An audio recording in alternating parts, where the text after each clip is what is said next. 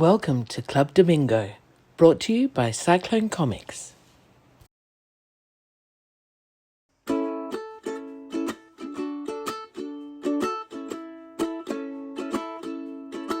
Gary, you should know by now what button to press. Why do you always fuck up first thing and exiting as well? I am an idiot. Well, we've all got one of those in the family. So Yeah, well, I think I overrepresent. what is this? Is this episode 65? Or 64? oh, hold on a sec. I think 65. You're right. Yeah. See, I've 65. up again. Bloody, I'm shutting up. I'm shutting up. You talk. So 65, and you still don't know which button to press to even start the conversation. I'm not saying anything else because it's just going to be wrong. Oh, you've got plenty to talk about today. I'm really excited to hear about your adventures in the last whatever it was 4 days. We've both been up to crazy stuff. So I've got things to talk about. Do I? yeah, Oh, you're gonna okay. tell us. Oh, okay. I can talk about one thing, Yeah, which is a social outing where I left the house. I yeah. left the house. My monthly visit to Hobart, the Big Smoke. Brilliant. Yeah. Shall we start with that? I suppose we've started. Oh, we have to apologise first off, don't we? We do Oh have my to God. apologise. Yes. Let's apologise first and grovel a little bit. Yeah.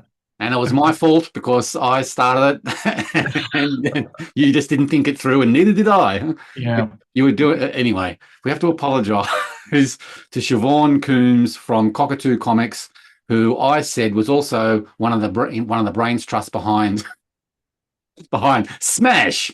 It's not Smash at all. It's Scamp. That's right. Exactly. Maybe that's what we need. We need the physical activity to get it That's embedded right. in our brain. So Scamp, Not Scamp Smash. stands for Sydney Comic Arts Marketplace. Yeah. That makes a hell of a lot more sense than Remember Smash. me trying to figure Yes, out. you were there Because going. Smash is also an acronym. Smash is also an acronym. Yeah, that's where I got it from. And I'm pretty sure it is the Sydney manga and something. I don't know. Right. Okay. But, And you did the same thing last week. that's right. Because it's not making sense. Where does marketplace fit into this is what my subconscious is going, knocking hard on the door. That doesn't make Scamp. Those words don't make Scamp. Oh, well, Gary knows what he's talking about. No, I don't. I should have known that. Again. So huge apologies. Yeah, I did put in a little word balloon correction in these things when we stumble and we get something wrong. I try and correct it with a bit of a word balloon, paste it on the screen to sort of correct what we're verbally getting wrong. So those of you that are only listening because maybe you're hunched over your drawing board or you're going for your walk or whatever, there is every so often there's something that you miss out on. Sometimes it's a dig at me, and sometimes it's a correction. So we did pick it up, but we weren't going to re-record it. So there was a little bit of a correction patch word balloon there. Yes. So that's that. I think we should leave that while we're ahead. Yeah. And just hang up and we'll see you next week. That's right. Maybe no mistakes made so far. I don't know. Maybe. Anyway, tick. That's off the list. Yes. Fabulous. Okay, good. You've got a list. I don't have a list. I got some photos, but no list. Right. Okay. What about you? What's happening with you over the last? You went to Geek Expo on Saturday. Yeah. So that was. So shall we start with that then? Yeah. Let's start with that. A bit of rundown of Saturday, and then what we can do Sunday as well. Oh, you can do your weekend, and I'll talk about where I went on Sunday. Okay. Cool. So yes, I went to Geek Expo in Wodonga, which is usually referred to in couplet with Albury Wodonga, which is on the border of New South Wales and Victoria, those of you that don't know. So Albury Wodonga, like a twin town, sort of split town sort of thing. And did you find out what the political correctness of that was, whether they're okay with just being called Wodonga or Albury Wodonga or Albury? I did bring it up, but I think we got sidetracked pretty quickly because it's a funny subject to be talking about. So it got funny too quickly to actually get a proper answer. But Yes. yes, I did ask Kieran, who's a local, which one is Springfield and which one's Shelbyville. Um, and I didn't realize, I think Albury is actually like twice as big as Wodonga. I think there Right. is like a size differentiation. There was an issue during COVID, which I didn't even think about. COVID is like so far in my rearview mirror now that somebody like Kieran, I can't remember which side of the border he was. I think he was living in Albury and working in Wodonga or vice versa. And a 5 minute drive was taking like an hour or more because of checkpoints and waiting Right. and Yeah. documentation. Yeah. Being on the So yeah, border. Mm. when Victoria was shut down, yeah, it was a pretty big deal. But I think other than that, I don't think there's too many issues. I was in the car. Anne-Marie was driving. I was in the car going, when we see a road sign that says Wodonga, I'll try to snap some photos and whatnot.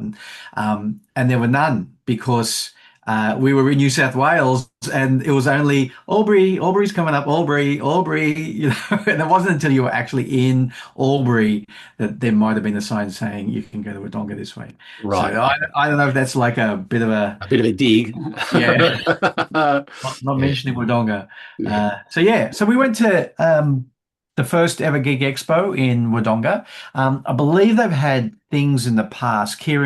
That's Kieran Jack I'm talking about from Halftone Productions. Well known for a lot of comics, but the Talking Bread was what he started with. Was a crazy, stupid idea that bread can talk. But is it any more stupid than a bull can talk? Uh, Probably not. a toast to Talking Bread in 10 years. Get it? A toast? Tea, Uh, tea toast. Yeah, time for tea and toast. that's right. I've already had mine. Um, so uh, so that's who I'm talking about when I say Kieran. Kieran did mention that there have been other shows in the past, but not for quite a while. And the local council contacted him and said, "Would you like to put on the convention?" And Kieran went, "No," which is the right answer, and that's pretty much his way of explaining it. But he said, "I do know somebody who probably would," so he handed it over to Kick Expo. So hopefully it's the first of many. Cool. Yeah, there was. Uh, it was in a place called the Cube, which was a pretty compact venue, and I think they were already having to turn vendors away. So I think if Right. it Okay. goes on again next year, they'll probably have to look at trying to get a slightly larger venue. I don't know anything about the towns, so I don't know Okay. what venues are like. But our mate Dean Rankin was actually there like on the Wednesday beforehand or something at I haven't looked it up to know exactly what it is, but like I think a writing writing thing for youth and trying to Right. educate in regards to that. At the Cube, he was there as well. And he was at the Cube. Yeah, it was at the Right. Cube as Okay. well. Wodonga is just the Australian comics hub at the moment. Oh, it could be. It could be. I didn't realize. Like, I knew Kieran was a local, but Angie Spice was also on the bill as a guest, and she's a local as well at the moment, at least. So that was great to have two locals. And there's Ollie Ward, who you may not know. I don't know a lot about their work. I follow them on Instagram. I think it's You mostly follow everyone on Instagram. everyone who makes comics that I know of. I try to follow. Yeah. I think Ollie mostly does web comic-y things. I might be wrong. He might do some print as well. But I believe he's a local as well. But he didn't turn up, but he was a local. And while we're talking about the guests, so in the guest area there was me and then Logan French, who you'd know from Amphibia Noir, one of my favorite comics. Nice. Yeah. I'll talk about that in a minute. But also he and Kieran put together, is it Silver Award-winning Lady of the Swamp? And also they got like It's safe to say award-winning. Yeah, it's definitely award-winning. Yeah. So they did that together as well. So Nice. Yeah. there was so much talk between Kieran and I and Logan about paper stock because everybody loves the paper stock that the Greener Pastures trade is printed on. Yep.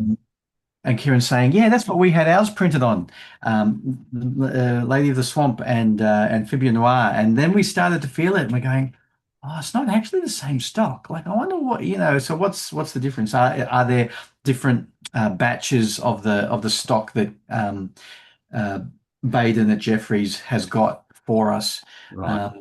So yeah, there's Who else was there? and then yes, so there was me, and then Logan French, and Kieran Jack and Angie Spice. Right. But also part of the Logan Kieran thing, because Kieran's Halftone Productions publishes Amphibia Noir, and he's working with Logan on Lady of the Swamp, and so they're quite friendly. And Logan's from Bendigo, so he came across from Bendigo. But another local person is Brad. Oh, what's Bradley's last name? And Bradley and Kieran have been like friends in comics for probably over 10 years of the life of Halftone Productions. And they used to do the Halftone Effect podcast Right. together. Okay. Yeah, that rings a bell. Yeah, I think I remember Yeah. that. So what's his name? Kieran. I forget how many episodes he said he did, but he's done an awful lot of episodes of the Halftone Effect. He's taken a couple of sabbaticals from it, including right now. There's no new Halftone Effect episodes, but I'm pretty sure if you just look that up on Spotify, that's where the last time I was listening to it, I was getting it from. A lot of episodes, like probably over 100, including interviews with local creators and reviews and just talking about comics and all sorts of things. And Logan and Bradley do a manga podcast at the moment, which I knew about and then I forgot. So, but they had a poster up about that, and that is called Read This Way, which is the thing, in manga books, whatever it is, Yeah. where it says make sure you read from the back. So I think that's what it's called. Just hold that thought. What's Rusty, going on? get off that. Rusty, over here. Rusty sitting on your original art again? He is, yeah. Punk. Let me just get him sorted. Look, in your rocking chair, mate. Come on, over this way. Come here. How's Rusty's diet going? Oh, yeah, going okay. There he is. Hello, Rusty. He says, Hello, put Rusty. me down, unhand me. God, there we go. There, you're a star, mate. You're a star. Just settle down. Boots was in earlier, but left the room as I started to get ready for. Anyway, sorry for the interruption. That was very rude of me. The cat is important. It's the boss of the house. Yeah, don't I know it? Yeah. Anyway, so and also Manuel Bauer was there as well, was he? With his So Manuel could have been a guest, should have been a guest. Manuel Bauer from Spell Kitty, but he had a table in the vendor area, and he did really well. He sold out of a couple of things that he brought and was selling really well. Hold on, The cat. Oh, look, Kitty's at home. We can see the work on the drawing board a lot more clearly now. I just done my thigh. Oh! When you get old, you start to step in the wrong direction. Okay, settling down there. But yes, the stuff on the drawing board there. Yes. Yeah, very cool. I'll show that a bit later on. Anyway, sorry for the derailing, but hey, that's my life. That's right.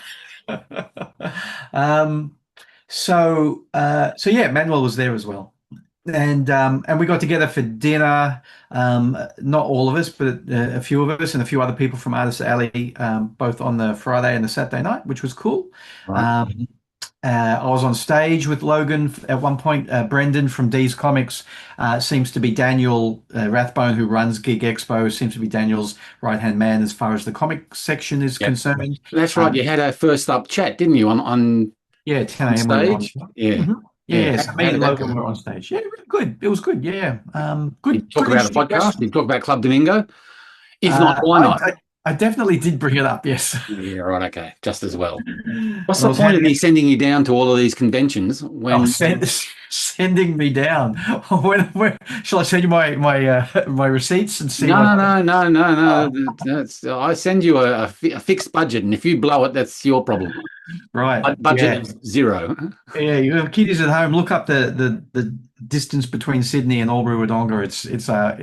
It's not close by. It's a nice drive. It's a nice drive. But it was a really nice drive. So yeah, listening to music and chatting and That's right. Yeah. So yes, and I handed out a number of Club Domingo. Cool. They're cool. They are collector's items. Yeah. Yeah, I should be signing them. And anyway, so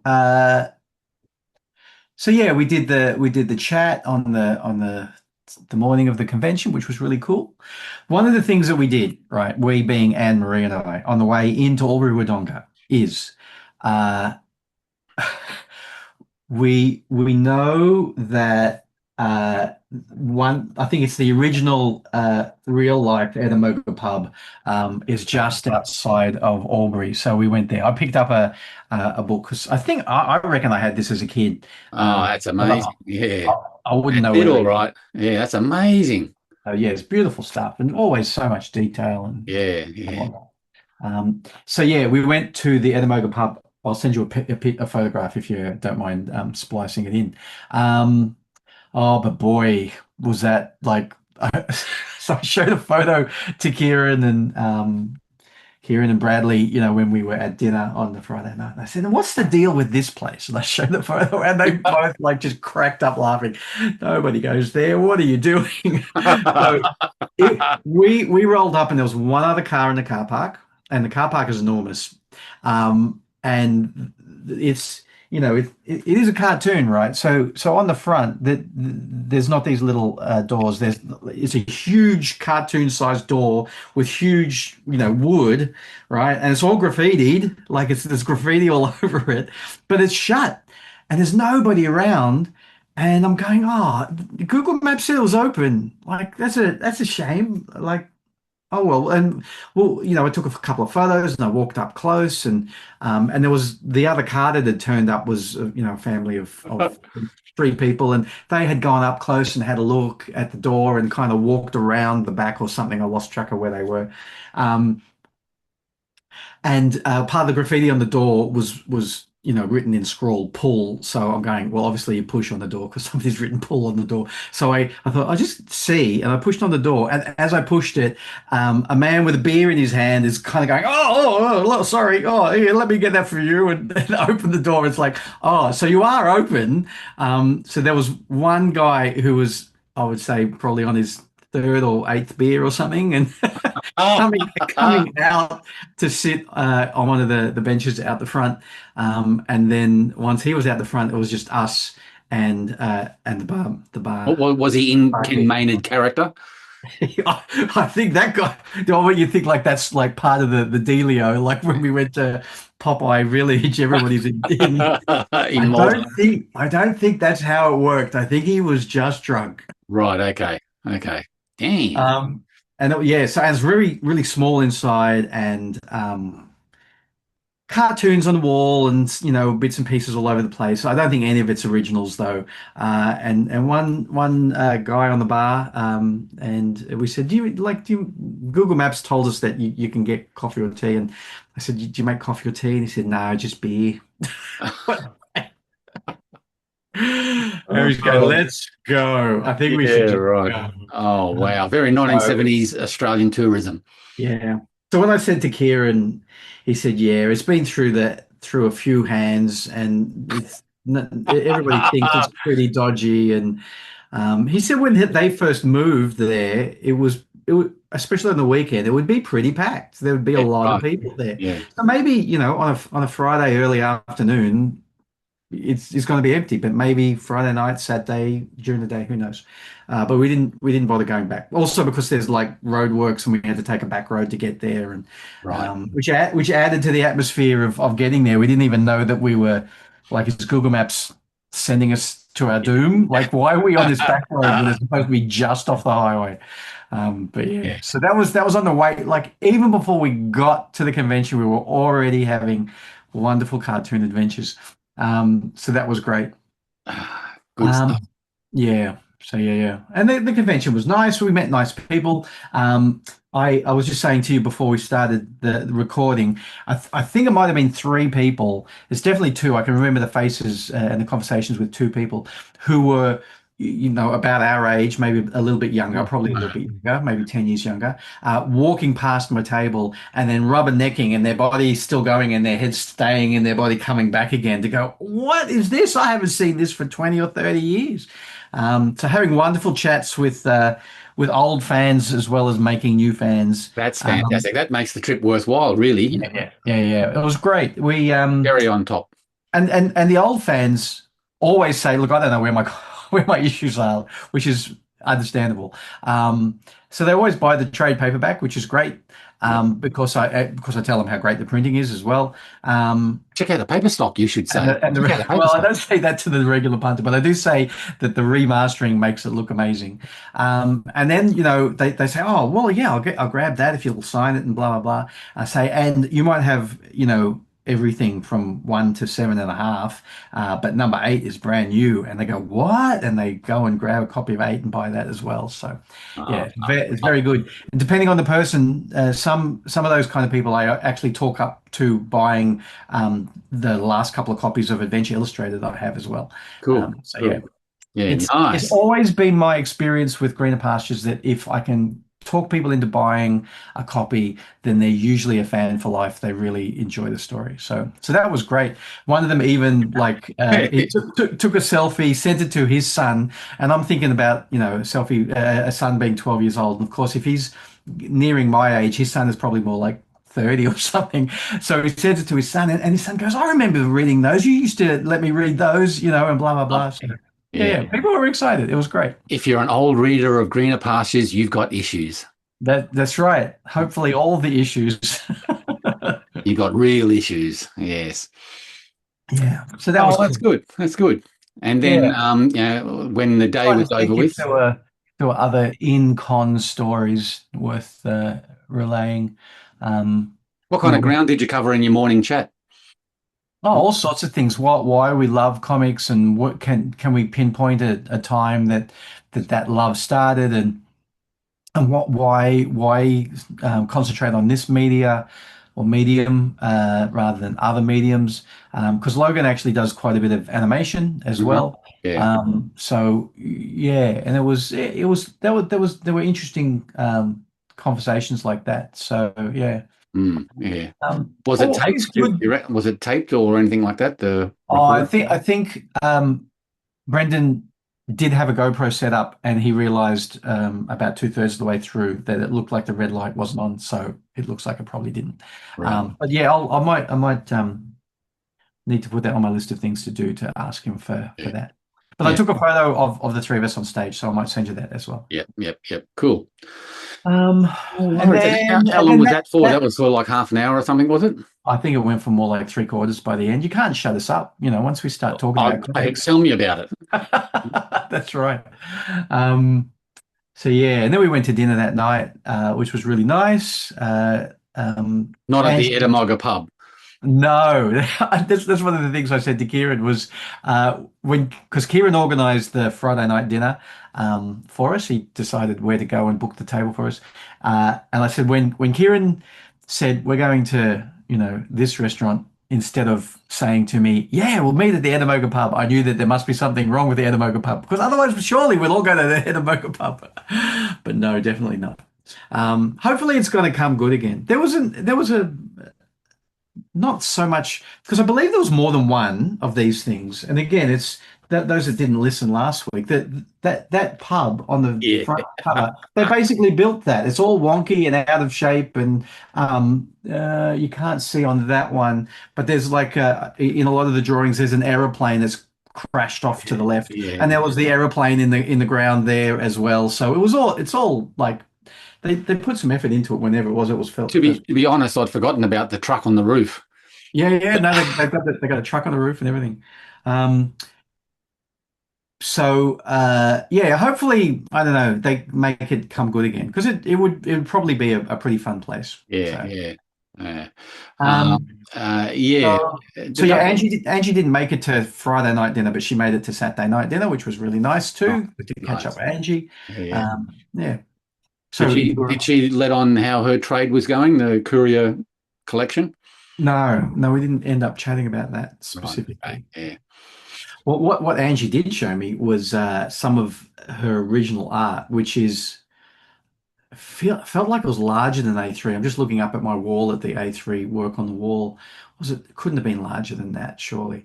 But really, like her line work is really lovely. The kind of manga influence, but it's definitely not stock standard Yeah. mango Yeah. look. It's very much Angie's personality in there. It's really lovely work. So the black and white artwork that she's done for Courier, um, she's now coloring and directly onto the original art. It's not even like she's printing out new lines Wow. and going over. I think she said gouache, not watercolor, but gouache, and trying to get a handle on that. I'm going, Wow. man, that's brave. Yeah. I wouldn't be practicing on my original art from. Wow. That's really interesting. Yeah. Yeah. So, and it looks really nice. She's kind of in two minds about whether or not she likes it, because like a lot of us, really likes the black and white art, and that's the reason why it was made in black and white, not for any other reason, I would say. But is for whatever reason having a crack at seeing what it would look like in color, Right. and Yeah. Mm. is kind of starting to second guess herself, but. It looks really good. She really knows what she's doing, and it's not like garish and overpowering. It's nicely muted, and hopefully when she scans it, because that's always an issue with traditional artwork. When you shoot it or scan it, like, can you keep the actual balance of the Yeah. And color match it correctly through the yeah, digitizing process. Yeah. exactly. Mm. So and I brought up the two examples of bone, which I adore, in black and white, and was upset that had to sell out and make it in color because Scholastic wanted it in color. And then you read it in color and you go, actually, it looks really great in color as well. Yeah. And, That's and your own stuff. Tom Snigoski, I think. Is that right? Something like that. Possible. Yeah, have to Yeah, Google it. But the colorist that he got on board really yeah, did a trick there. It's yeah, really yeah, important to hire the right person. yeah, exactly. And your work, I was kind of uh, quietly disappointed that you're going, oh, I'm going to color it, and then you showed me some sample pages. I'm going, oh man, it looks great in color. Absolutely. So it's obviously the strength of the work itself, regardless of black and white and color, shines through every time. It's Yeah, yeah. it's, And most comic book readers who read superhero comics have the image coloring, the over the top yeah, airbrush that's right. special effects Exactly. when that may not necessarily be the case. Yeah, I'm trying to find. I must have moved it because it's so hard to find it here now. But yeah, we had a special version of the Adventure Illustrated stuff colored by Louis Joyce, as a promotional thing for the film. So most people haven't seen that. But even that, like, I now say to myself, gosh, I wish we could pay someone to color it every time. It looks really nice in color, even though I'm constantly making it in black and white. All my decisions are based on the black and white. But Yep, yeah. yep, yep. It's good to have that good, solid bedrock to the work, regardless, and then the next person adds to that and elevates the work. Yeah, Yep, that's right. yeah, So that was the Saturday and the Saturday night, and the Sunday you went into the country for a drive. yeah. So that was that Sunday. What's today? Tuesday. Yeah, we're recording on Tuesday, kiddies. So on Sunday, rather than driving straight home again, we thought we'll make a bit of a long weekend out of it. So we only got home yesterday, Monday. And because we don't get out into the country that often, instead of coming straight home, which was basically like northeast would be the track, we went basically north towards Orange, Cowra, Orange, etc.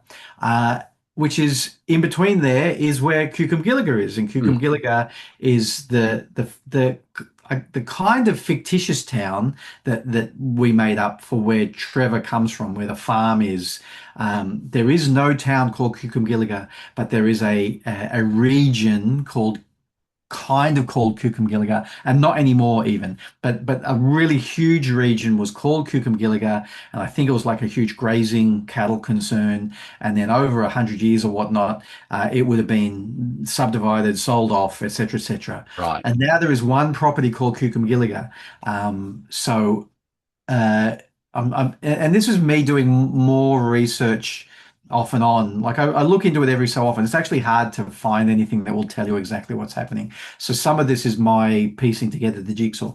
but the property called Cucamonga, I think, is all that's left of this shrinking huge thing that used to be Cucamonga. So it used to be so big, and I guess this is how townships form, right? If it's not a gold rush, I would say this is how townships form, which is I have this enormous cattle grazing land, which requires 100, 200 people to help me operate, and all of a sudden you have a town, right? And you need a school, and you need a church, and you need a etc. So from what I can tell, those things actually existed, and we actually drove past a house which is called the old Cucamonga Schoolhouse, and I took some photos of the house and of the sign. It's private property. Again, this is not I think somebody lives there. It's not a touristy thing, even though they've got this lovely sign out the front. Mhm. So that's definitely there. On our way into Cucamonga, we passed a sign that was called Cucum South. So that would have been part of the enormous Cucamonga, Originally. and now whoever owns it has just called their property Cucum South. Yeah. And we passed a road, and this was really weird. And we didn't like. I remember seeing that. I think we saw the schoolhouse last time, which is 31 years ago, like 31 and a month, 31 years and 1 month ago, we went to the same spot when we were on our way to a wedding in Orange. Right. Yeah. And without that time, I mean, you can read this. I wrote all about this in Green Pastures #4 editorial. Without the internet 31 years ago, like it was almost impossible to find this place. We actually went to, I think it was the office in Orange, the Office of Births, Deaths and Marriages, etc., that had all of the maps and the what do you call it? Those kind Titles, of title maps. Yeah, title maps and all of that stuff. And luckily, somebody at the wedding who we were friends with had a friend there in that office who said, "Yeah, let's pull them out and let's have a look." And I think people like that are often really happy to actually have a good reason to have their job, even though it's not a good reason, it's just some silly cartoonist wanting to find a fictitious place. So that was really hard to find. Back in that day, kiddies, you would go to the NRMA, who would have an office and all of these maps on paper, and you would say to them, the guy at the counter, the woman at the counter, we're going to Orange, we need maps to get there and for the environs, and they would pull out maps, and then you'd spend $50 on maps or $20 on maps. So it was much harder last time. Now you type in Cucamonga into Google Maps, and it actually shows you where the property is. Right. So there is a sign which is quite nice. It's quite wide, and it's just it was black and white paint, Cucamonga. And right next door is Wodonga or something was the property next door. They've got their sign, so it's just the sign of the property. But I took a photo of myself in front of that sign 31 years ago. And because it was pouring with rain this time, it was like dedication, as Daniel McEwen said on Anne-Marie's Facebook. Because it was pouring with rain, I didn't get the same photo of somebody taking a photo of me leaning on the sign. But I got lots of photos of me with the sign, lots of selfies and whatnot. And I feel like I should shut up because we might go over time for too long. Because I took, for the first time ever, I did like some to camera video stuff as well. I talked to the camera about where I was and what I was doing, just to see what that's like. I haven't even re-looked at them yet to see if they were even worth looking at. So yeah, I did a bit of that, and it was pouring with rain. And Anne-Marie took this great video out of the car window of me in the rain with her window shut, so all the rain's coming down the window. Send it along, and we can splice a short bit of it in. Yeah, absolutely. Like right about here. I cannot believe it. We're finally, after driving for hours, at the Cucamonga sign, and it is the worst rain we've had the whole time. The moment we turn it, we are at the Cucamonga sign, and it starts to really be cold and really raining. I'm getting soaked here. I'm absolutely getting soaked here. And that's the Cucamonga sign, and there's the Cucamonga property, which is kind of based, like the name is the area, and I guess this space here is taken the name on and kept the name. And that's the Cucamonga sign. And I had my photo taken in front of God, look at this rain. About 30 years ago. It's looking a lot worse for wear. It was quite... Okay, What? keep on talking. And- Well, that was great. That was really fantastic. Good fun. So we left the Cucamonga sign and drove down the road and we're trying to go slow, but you can't go that slow because there are other people on the road. And you're supposed to be doing 100. And I went, "There's the school." So we pulled over, and as we're pulling over, I went, "That's street sign." So it's coming off Lachlan Valley Way, which is a big road, heading off in a different direction. It says Cucamonga Road. And I don't think I saw that last time. Yeah. Spelt with one L instead of two, but still Cucamonga Road. So took a few photos of that and then went up the road a little bit. And while we were driving, had to sacrifice an L because it was too long to fit on the side. more than likely. So while we were just slowly driving up that because that was a dirt track, I looked it up on Google Maps, and it was actually called Godfrey's Creek Road, which I've seen on Google Maps before. My dad's name is Godfrey. I'm going, what is the likelihood that Cucamonga Road is actually Godfrey's Creek Road? And I'm going, man, that's a little bit too close to home. What is going on here? Yeah, meant to be. Yeah, because there is Godfrey's Creek as an area there as well as the creek. I've seen that on maps before as well. So we turned around and came back out, and I said, so it was sunny by that point, and I can't remember whether it was because it was sunny or because I had a brainwave. I didn't bring it up; it's still downstairs. But I said, let's go back and take some grass and grow some Cucamonga grass back home in Sydney. So we drove back. What grass are we talking about? Oh, proper grass, grazing grass, not smoking grass. Yeah, I get you. Yeah. So we drove back, and I took relaxing some better grass. some better photos in the sunshine, and I put my hand through the fence, made sure I was getting the grass from their side of the fence, not the outside of the fence, and pulled a huge clump of grass out of the ground. So it's like there's this much dirt and grass on top, and put it into a plastic baggie, probably similar to the kind of plastic baggie you put other kind of grass in, I would suppose. So yeah, that's just downstairs. I need to get that into a pot. You got some grass in a baggie in your car. No, we're on the kitchen bench. On the kitchen. So I'm going to see if I can grow that. That'd be cool. Yeah. But I'm definitely, again, more research. I now have an actual address because there were no numbers on anything. So I don't know what the street number is, but they're like 5,400 and something. Yeah. So I'm gonna write to them because the sign is absolutely decades since I was there 31 years ago, which I shouldn't be surprised about. But I'm wondering, is it time for them to replace it? I'm going to write to them and say, if you're replacing that sign, I will come and collect it. You make yourself a nice new sign. I would like that old sign. It's very cool. Yeah. And it was kind of exciting. I don't know how Anne-Marie puts up with me because it's like, what are we doing? But I barely put up with you on this show.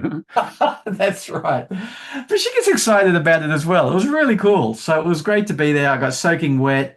And then we drove on, and there was nothing else. I do recall from the last time we were there was a hall of some sort, which I couldn't find this time. And I didn't dig out the old photos from last time, so I might have some photos of other stuff as well. But that was really great fun. And then off we went to Cowra to have a quick bite to eat, and then on to Orange. Did you go past your pie shop that you like? Did you do? On the way to Albury Wodonga in the first place, yes, but we were leaving a little bit later than usual. So normally we have breakfast of champions at the Golden Archies, followed by the best meat pie and chips in the world at Heather Brace Pie when we're going out to like Canberra or something. But because we were leaving too late, we just had to just keep on moving this time. And we came home via the Blue Mountains. So because That's right, and you uncovered a lovely old hotel.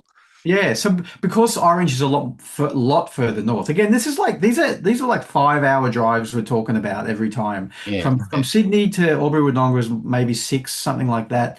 From Albury Wodonga to Orange was like 5, something like that, and then back in again. So long drives. So we stopped in Katoomba.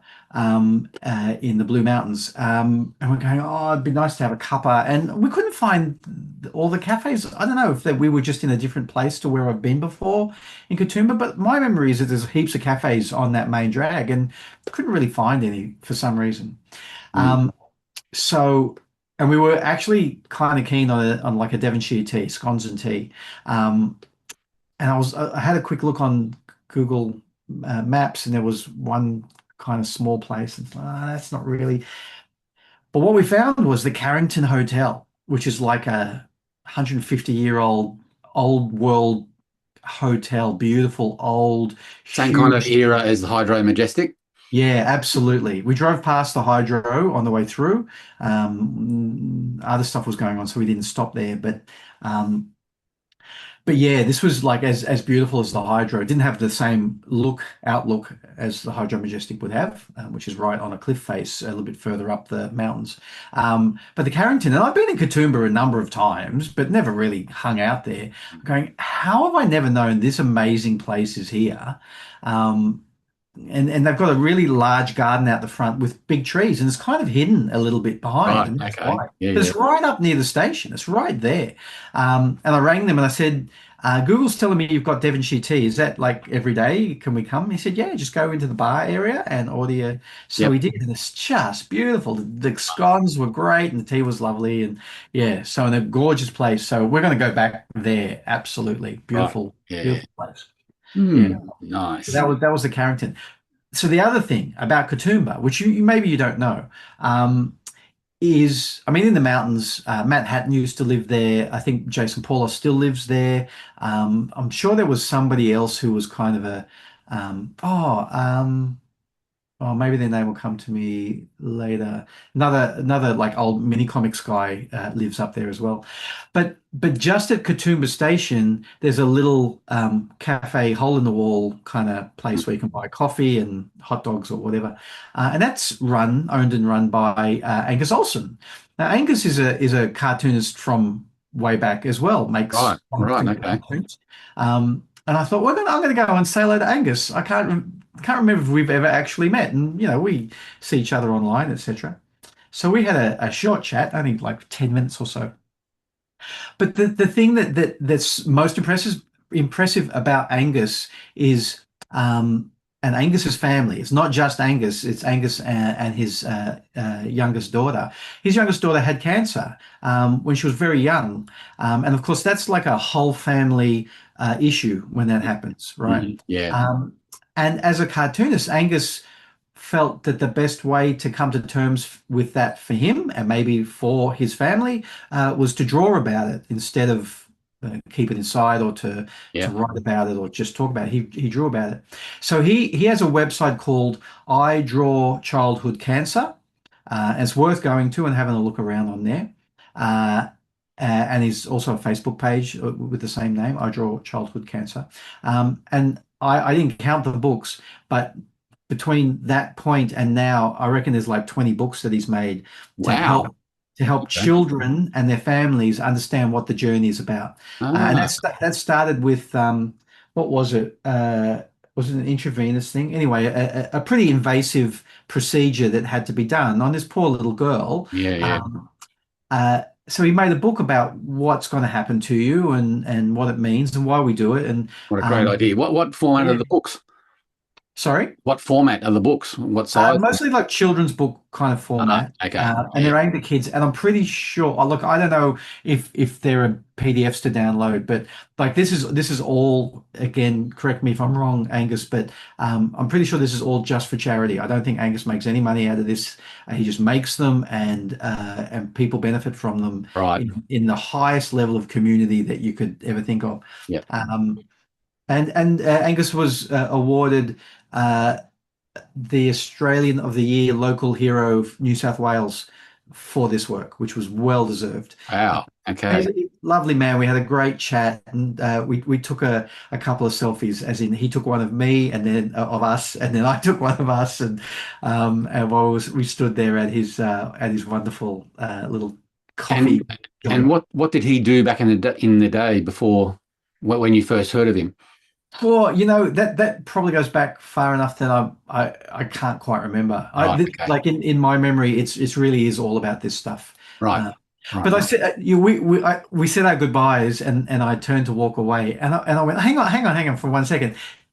Have we ever met before? Like, have we ever actually been face to face? He said, yeah, but you wouldn't remember it because it was at OzCon, not Oz Comic Con kiddies, OzCon, back in the 90s, back in the original printing of Green Pastures. So he said I think he said like 16 or 18 or something. Um, and I brought my comic to show you and made you read it there on the spot at OzCon, and you did a drawing in my school art book and blah blah blah. So he said yes, we've met before. I think that's probably the only time that we've met, and so yeah. So what was it like when you introduced yourself again? When you sort of stuck your head in and said, "Hi, I'm Tim McEwen." Well, again, it's funny. That's pretty much exactly what I said. It's the modern time of being with social media. We all know each other. We all recognize what each other Okay. look So there like. was that relationship already there. Right. So if you can picture it, it's like the size of a little caravan kind Yeah, of thing, yeah. maybe, but it's in the wall. It's a hole in the wall, so I wasn't even sure Angus would be there, but so we're walking up there, and I can't see Angus anywhere, and I think he was seated like. If you order here, he was kind of seated there behind, seated there, having a little bit to eat. So I went up and I went knock knock, and he went yes, hello, how, and like without seeing me, he's going hello, yes, hello, well, how are you, or what can I get you, or whatever, before he even saw me. I said, hi Angus, it's me, Tim McEwen. And he went, oh my God, what are you doing here? Classic. He said, let me wash my hands, because he was covered in food or whatever. And but then we had a nice chat. Yeah. So yeah, it is classic. Hi, it's me, Tim McEwen. So yeah. So I'm Nice. in Katoomba. I'm not gonna drive away without seeing if you were in your hole in the wall. So yeah. Very cool. Good story. Absolutely. So if you go, children, kiddies at home, to Katoomba, see if Angus is there. Normally from like late morning onwards. And what's the name of the business? Do you know? Cafe Express, I think it is. Cafe EX. No, not EX. Cafe Express. Maybe there's a play on words there. Let me see. Right. Again, I'll send you a photo, but I'm just quickly having a look to see. Oh my God, I've got so many flipping photos. The photo I took in front, there we are. I didn't take a photo of the actual thing. I'm pretty sure it's Cafe Express. So yeah. Wonderful, wonderful man. And so that was sometime on Sunday. Yeah, that was on Monday. Right. That Okay. was on Monday. That's right. Getting close to home. Yeah. And so we talked about the Carrington Hotel just now, and so that was on Monday, early afternoon, and then I had to get home because I had tickets to a little seminar thing that the Australian Writers Guild put on about pitching your writing for television. Okay. So a guy called Phil Lloyd, who possibly is most well known for A Moody Christmas and The Moodies, which we've talked about, in a previous episode ages ago. He's one of the guys who came up with that. So I thought that'd be interesting. Like, how do you pitch? Because he's actually pitched a lot of things and had quite a bit of success. And that was held at the Royal Automobile Club of Australia on Macquarie Street in Sydney, which again is one of those oldie worldy buildings. And it was just gorgeous inside there as well. And every time I've ever walked down that street, I stop at that building going, it's a private club. I'd love to go in there and just have a look. So I got to go in and have a look. It was great. Wall, floor to ceiling bookshelves with ladders that move, and art paintings all over the place, and again an interior domed stained glass inset to the main room. Yeah, we're getting one of those built downstairs. Yeah. Oh, I couldn't believe that you didn't have it when I was there earlier this year. Like, everyone needs a dome, apparently. Absolutely. That's what was in the Carrington as well. But one of the things that they had was 2 telephone booths. which would have been like from back in the day where you would use an actual telephone and sit in a room just big enough for you to sit and shut the wooden door so that nobody could hear Right. you. Okay. Yeah. There was nothing in there other than the chair and the bench, but still you could go in there and use your phone to talk. And play pretendies. Yeah. That's right. Yeah, or just not disturb the rest of the people in this very posh club. Yeah. Hop on your iPhone. Yeah, Yeah. exactly. No, it's very cool.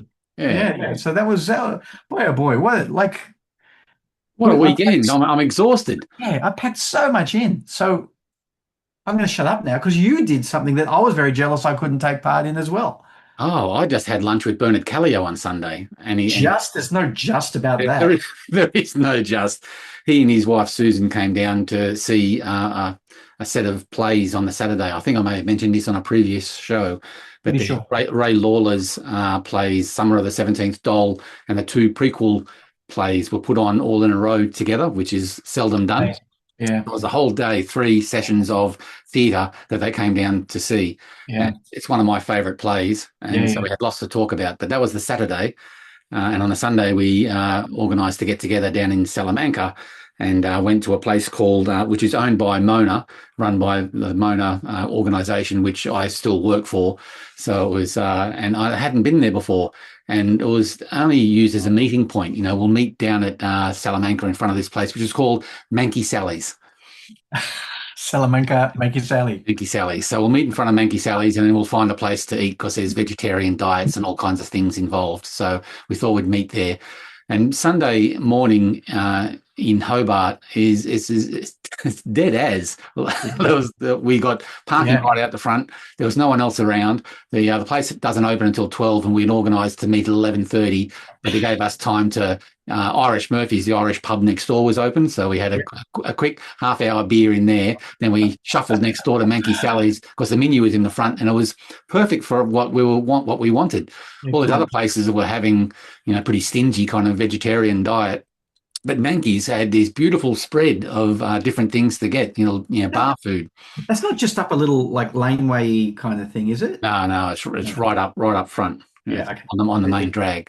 Yeah. So we went in there and got it. We were the only table in there all afternoon. So we were there for about 3.5 hours, just, drinking and talking and laughing loudly and talking about comics and theatre and movies and the whole bit. And it was a great afternoon. And I really enjoyed ourselves. So it was the 4 of us just being loud and almost obnoxious, I'd suggest. But if anyone knows Bernard, what he's like. He's a bit of a character. If anyone's been to a Ledger Awards over the last 25 years or whatever it's been, as MC, they both come from performing backgrounds. Yeah. So, very articulate and erudite and funny, and it was a great afternoon. Yeah. So, but Bernard would be really high up on the list for me of people who I just have not spent enough time with in my life. He's been to all of the ledgers, and we never really, or very seldom, really got much social time together. Because you're doing it. Yeah. You're doing the ledgers. Yeah. So I'm so glad you got to do that. I'm so glad he got to do that. Awesome. It was so freewheeling and talking over the top of each other and laughing and joking that I didn't talk about the project that we're working on together later on this year. Didn't mention it once. There was conversations about Wolfmen and about Summer of the 17th Doll and about Ray Lawler and about cinema and about all different kinds of things, comics, but not our own, not the one project that we'll be investing a bit of time in down the track. Unbelievable. Didn't even get mentioned. So it was one of those lunches. Yeah, great. Fantastic. Yeah. And I was really surprised that like no one else came into the place. Wow. So it was this young lady behind the counter, because what is Mona billed at? Manky Sally's is a nano brewery, a micro tap house, or a luxury dive bar. Right. That sounds Mona. Yeah. But it was lovely. It was a great afternoon. So that was my monthly trip outside into civilization, catching up with Bernard and his wife. Yeah. And Belle came along as well, and everyone got along famously. It was good fun. Yeah. How could you not? Yeah. And then he and Susan were hitting Mona yesterday, which is the Monday. So I have yet to chase that up to find out how they went at Mona. And today, apparently, they're catching up with John Retallick for lunch. So John Retallick, the comic spot. Yeah, I keep Another- on forgetting that John lives in Hobart as well. Yeah. So and Bernard and John Retallick go back for many, many years as well. So Yeah. So the comic spot being the radio show that they used to have, that's right. Yeah, as in proper radio Yeah. on was it Triple R, something like that. Anyway, something like that. And then another version of it was John Retallick and me co-hosting for a little while. That's right. Yeah. And Bernard did the little banjo intro. Yeah. And you guys would have like a whiskey or something during the show, is that right? Oh no, I don't think so. No, I'm sure there was drinking involved every episode. maybe I'm not. My memory. Maybe I was too drunk to remember. I don't know. Yeah. Now we're like whatever it is 5 years later, and it's like, yes, we'll drink, but it'll be tea. Yes, that's right. Yes. So yeah, that was my weekend. That was good fun. Brilliant. Yeah, It's worth trying to dig those up, kiddies at home. I don't know if they're on the internet anywhere. The comic spot, both the old version and the version that you did with John, like the very good shows. Joe Waite was part of that version. That's right. Yeah. And Bernard still hops on the radio and does comic reviews every now and then as well, from what I can gather. Yeah. But there's so much stuff when you get together with Bernard. You're talking about all different kinds of things, and then you leave him behind, and you realise that I didn't mention this. We didn't talk about this. We didn't talk about this. Yeah. I have to get together with him again. Yep. That's one of those guys. Any chance of that, or is he's off today or tomorrow? Is he? Yeah. I think what's today? Tuesday. I think he's off in the morning, Wednesday morning, back to Melbourne. So we threatened to make a Melbourne trip alongside our Sydney trip. So awesome. Bernard and I have to plan at some stage to get up to Sydney to do a research trip for our project. Yeah. And you're going to be our chauffeur. I can't wait. So that would be fun. Wait. Yeah. But in the meantime, now I've got to try and get to Melbourne to catch up with him socially as well. So all good fun. Fantastic. Yeah, I'm going to be your man Friday. I'll do whatever needs to be done. Yeah. Find parking in Sydney. Yeah, right. No, that's why I'm your man Friday. I'll just stop, you get out, and then I disappear until you need me, and I'll come back. That's no fun. You'll want to participate. Well, I'll try to catch up to you. But yeah, absolutely. Well, I'm actually really keen on that. If it can come to pass, that'd be awesome. We've been trying to plan it for the last year and a half to 2 years, but it'll happen. Things keep on sliding. I don't know if we've actually mentioned that you're doing a project with Bernard on this show before. I don't know that we've mentioned it before. I'm not trying to pull the details out of you, but yeah, that's should be an amazing piece when it's done. Too early to discuss, really. See how we go. Yeah, sure. And Bernard's PhD, right? Has he finished that? He's a doctor now. Yeah, doctorate is done. Yeah, so Dr. Bernard. Yes, Dr. Bernard. Yeah. Fantastic. Yeah. I showed him my appendix scar and he didn't know what I was talking about. So he's not a doctor. He's a real doctor. Not a good one, anyway. Yeah. So no, he's done all the doctorate things. So he's all learned up on the comics stuff now. Amazing. Yeah. So what do we say to Bernard? Huzzah! Huzzah! That's right. That's Huzzah. What we say. It was so funny. 11:25. Belle and I were already there, and this Salamanca place is deserted. There's no one around. We're standing around, and I know which direction he's going to come from because I know where he was staying. And then you see this guy just loping in the park, going coming closer and closer. And I quietly said to Belle, "I think that's Bernard." Susan's walking on the path, sort of waving and being normal, and there's Bernard not being normal at all. So. Being normal Bernard, but that's right, being very normal for him. Yeah, that's the right Bernard. That's right. Yeah. Awesome. I'm so glad. Yeah, fantastic. Yeah. So all right. So look, I'm gonna skip back to Albury Wodonga for a minute. Is that okay if I do that? Go right ahead. So we talk. I try to be as open as I can with people when I'm talking, so that we all educate each other as open as possible. Yeah. So especially when I first started looking into the Greener Pastures proof of concept live action short film. I talk to people who have done similar things, people who are pitching. I'm asking people, are you pitching? Why aren't you pitching? And Kieran's been on that pitch train for a while as well, mostly with the Talking Bread, trying to get this up as a television show. And he's kind of, I don't think I'd be talking out of turn to say that he hasn't been successful yet, but he also hasn't given up yet. And these things, will find their time, I hope. But one of the things that he's done, because he's fully committed to the idea that this should be an animated show, is that he went and did an animation course to learn how to animate. Oh, wow. Yeah. As you do. Yeah. As you do. And this is like the 10th anniversary a rebaked edition of the Talking Bread #1, right? So rebaked. And what he said to me was that he's done all of the storyboards for what would be the first episode of the Talking Bread, which is the first issue, I guess, of the Talking Bread, and that's what's in here. Even though I said, but they're not storyboards. Look, that's all panels, and there's no like storyboardy things going on in there. Like that's definitely like a vertical thing going on. Yeah. He said, yeah, I did the storyboards and then I rejigged them so that they work as a comic book page. So this is like a really interesting version of the first issue, right? So that's a recent edition then. Yeah, this year, I believe, May this year. I was looking at it earlier. Yeah, May 2026. So that's cool. Yeah.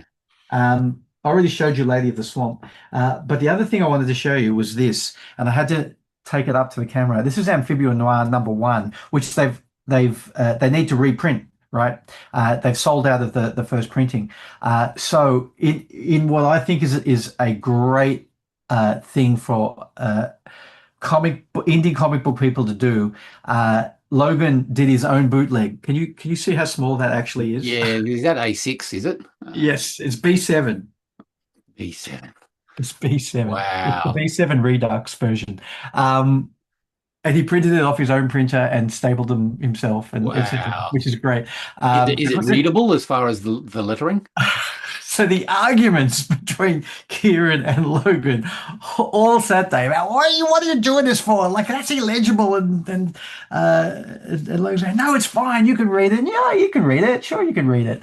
Okay, no, but it's really cool. It's so cool because it feels nice and chunky and nice size, isn't it? Yeah. Yeah, and I've already got Amphibia Noir, but there was no way I was coming home without buying this crazy version of it.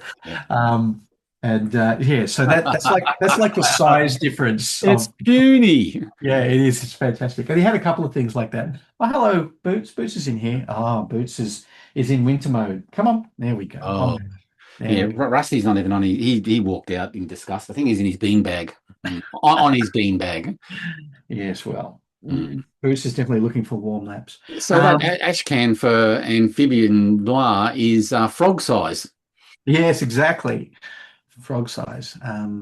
So because they still had copies of the second issue, but no copies of the first issue. So that's what he did to rectify that. And he did it with a couple of his other older pieces of work as well. But yeah, so that was. Yeah, I was doing it. I probably can't do it with a camera, but I was doing that thing where you go, look, no, they're the same size, right? A visual, yeah. No, we don't have a special effects budget. Don't do that. So that's the new issue. It's like Vertigo, right? It's like what fishermen do. Yeah, that's right. Exactly. It's big. Yeah. There you go. Anyway, that was too funny to not carry through.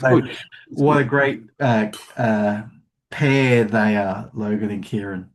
It wasn't the only thing they argued about, and Bradley as well. Yeah. Tongue guy. Good mates. They can argue. Exactly. Yeah. Okay, so we marked off Bernard's visit, your visit to Wodonga.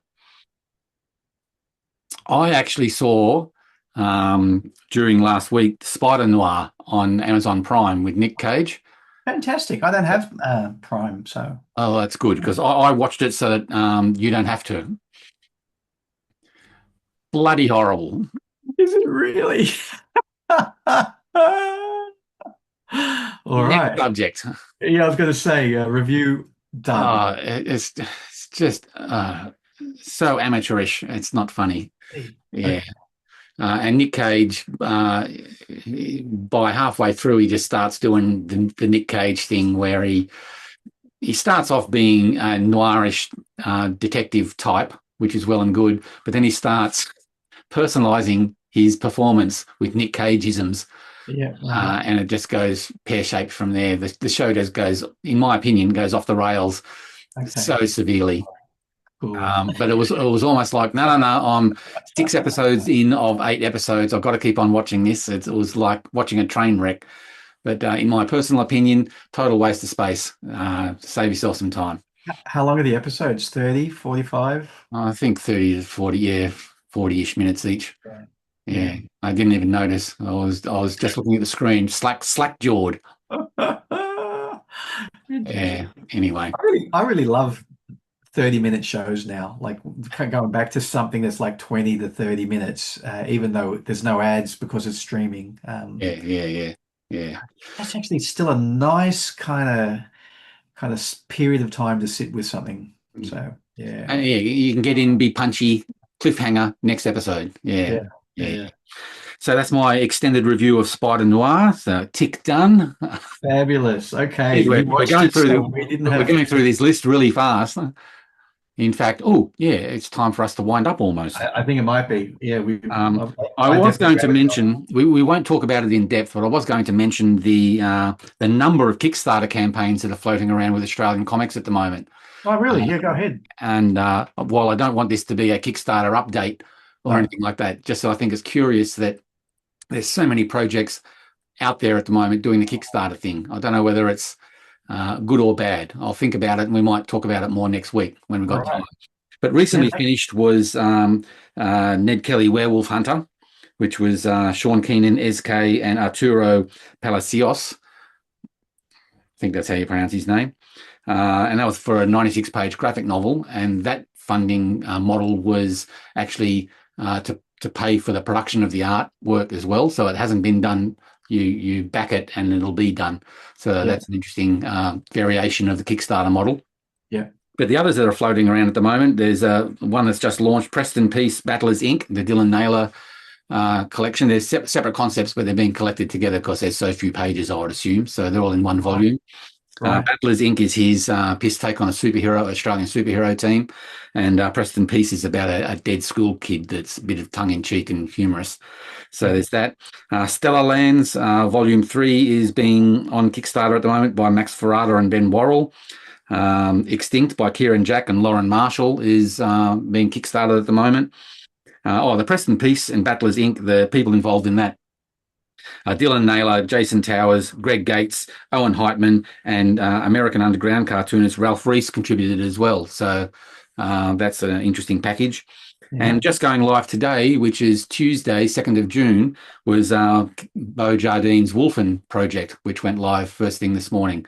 Yeah. So that's another one that that's two issues that he's kickstarting at once. Is that the whole story? Is that like done in one? Four issues. Okay. Yeah.